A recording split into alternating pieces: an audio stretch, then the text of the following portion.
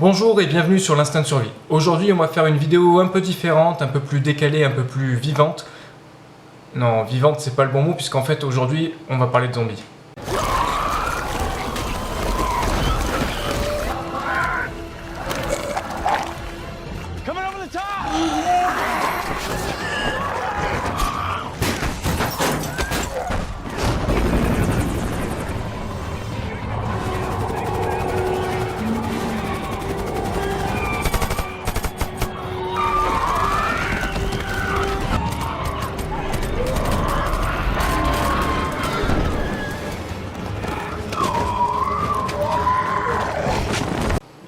Et on va pas parler de zombies qu'on va voir dans les films ou dans les séries, on va essayer d'avoir une approche un peu plus scientifique et on va essayer de comprendre qu'est-ce qui se rapprocherait le plus de la maladie, de l'infection des zombies. Dans une première partie, je vais vous parler de ce qui se rapprocherait le plus d'une infection, d'une invasion de zombies, même si elle resterait éphémère. Et dans une seconde partie, je vous parlerai d'une maladie très rare mais néanmoins très intéressante que je suis sûr que vous ne connaissez pas. C'est parti. La première des maladies dont je voulais vous parler, et c'est la plus proche des zombies, c'est la rage. Donc la rage, tout le monde sait ce que c'est, même si elle a disparu de nos jours grâce au vaccin, enfin en tout cas en Europe.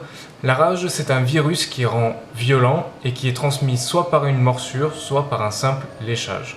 Mais qu'est-ce qui rapproche autant le virus de la rage des zombies? Eh bien tout simplement, ça va être ses symptômes.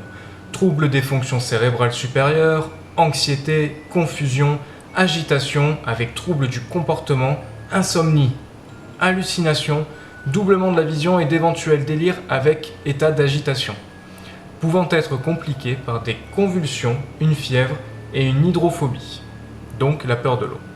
Pour conclure, ça va vous rendre violent. Mais attention, on ne rigole pas avec la rage, car la mort quasiment inévitable survient 2 à 10 jours après les premiers symptômes.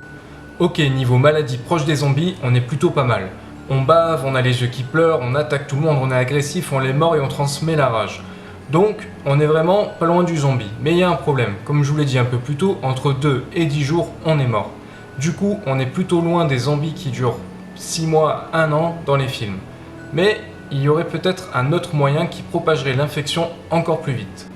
Ok, tout le monde connaît la grippe, c'est un virus qui se propage extrêmement vite. Eh bien, une chercheuse américaine explique que la combinaison du virus de la rage et du virus de la grippe, muté, pourrait jeter les bases d'une pandémie de zombies dans le monde entier. Mais il y a une couille dans le pâté. Et oui, parce que même s'il se propage super vite, le virus, ça reste celui de la rage. Et vous vivriez que entre 2 et 10 jours. Donc, conclusion, vous vous planquez pendant 10 jours et vous ressortez, il n'y a plus personne, vous êtes tranquille. Ok, on passe au deuxième sujet, accrochez-vous bien, on va parler du Walking Corpse Syndrome, ou plus simplement du syndrome de Cotard. Je vous explique. Le syndrome de Cotard est un trouble mental aussi rarissime qu'étrange. Il se caractérise par l'apparition d'un ou plusieurs délires totalement dénués de sens et généralement liés à la mort.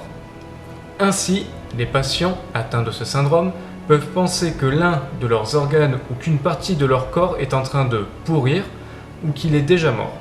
Si ce trouble est essentiellement mental, il peut avoir des conséquences physiques dramatiques. 50% des personnes atteintes rapportent se sentir en quelque sorte immortelles, ce qui peut les conduire à un comportement fatal.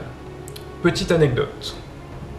En janvier 2015, Haley Smith, une adolescente de 17 ans atteinte du syndrome, témoignait: « Un jour, quand j'étais en cours d'anglais, j'ai eu cette sensation très étrange que j'étais morte et que je n'arrivais pas à le faire partir.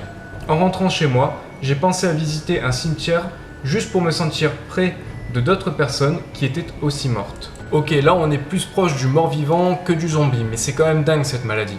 Vous imaginez, vous vous sentez mort ou vous sentez un de vos membres du corps mort et du coup, vous allez vous laisser mourir. Par exemple, j'ai une autre anecdote, il y a un mec qui pensait que son estomac était complètement mort et du coup il a arrêté de manger et il est mort de famine. Encore plus dingue, la plupart de ces personnes vouent un culte à la mort et passent leur temps à déambuler dans les cimetières, ce qui pourrait faire un peu flipper les voisins. Bon ok, j'avoue, c'est pas vraiment zombie, mais en tout cas, c'est une info quand même bien badass. Bon, et puis si vous avez vraiment pas de chance, vous chopez ce syndrome, vous chopez en même temps le virus de la grippe muté au virus de la rage, et puis là, ça peut faire quand même bien flipper.